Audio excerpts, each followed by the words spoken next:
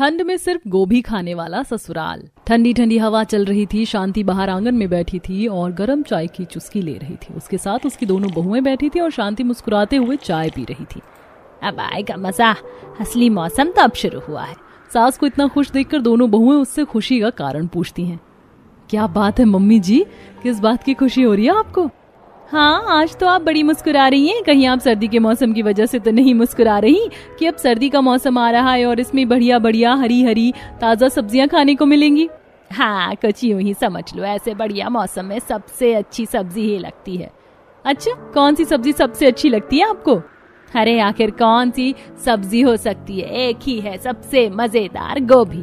उसमें भी पत्ता गोभी, फूल गोभी, दो दो तरह की होती है। इन्हें खाकर तो मजा आने वाला है। हाँ बिल्कुल, गोभी तो बहुत अच्छी होती है मम्मी जी, मुझे तो बड़ी स्वाद लगती है। तीनों हल्की सर्द मौसम में चाय की चुस्की लेते हुए बातचीत कर रहे थे। कुछ दिन गुजरते हैं और फिर एक दिन दोनों बहुएं सुबह उठकर घर का काम कर रही थी। नेहा झाड़ू लगा रही थी और पायल डस्टिंग कर रही थी। पता नहीं आज मम्मी जी ने सुबह सुबह हमें नाश्ते बनाने से क्यों मना कर दिया है। कोई बात नहीं, तब तक हम घर का काम ही कर लेते, कुछ काम तो खत्म होगा। हाँ, और सुबह सुबह तो मम्मी जी गायब ही हो गई, पता नहीं कहाँ चली गई। 10 बजने वाले हैं, देखो कब तक आती है, उसके बाद ही नाश्ता बनेगा। आज तो मुझे बहुत भूख लगने लगी है।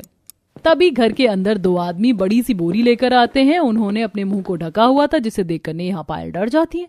अरे अरे, तुम दोनों कौन हो और इस तरह हमारे घर के अंदर कैसे घुसे आ रहे हो?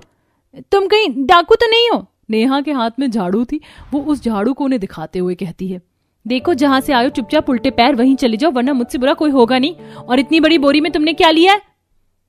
कहीं इसमें कुछ अजीब तो नहीं? उन दोनों आदमियों ने अपना मुंह ढका हुआ था।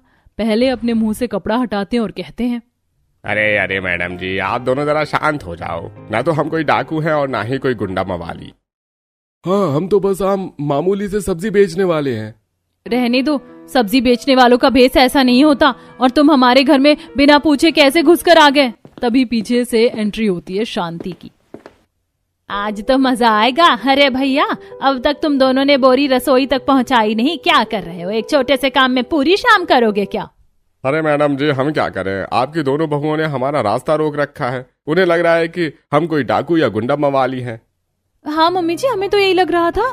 इस बात पर शांति हंसते हुए कहती है, अरे बेटा, तुम दोनों भी कैसी बातें करती हो। मैं सुबह सुबह सब्जी मंडी गई थी ताजा सब्जियां लेने। ये दोनों तो सब्जी वाले हैं, बोरी रखने आए थे। मैं इन्हें अपने साथ लाई थी।